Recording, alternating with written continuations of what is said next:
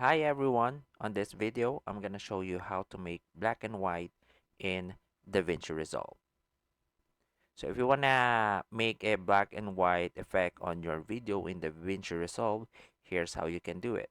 So first, import your media or your video in the timeline.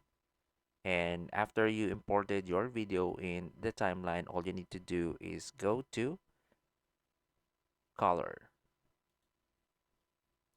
And once you're here in the color, look for the color wheels. And on the color wheels, all you need to do is locate the saturation. This one is the saturation.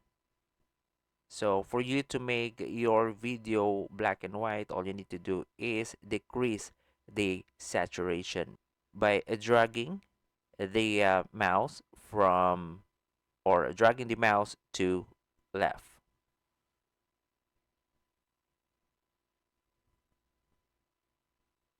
All right, so I already reached the limit of the value of the saturation, which is 0, 0.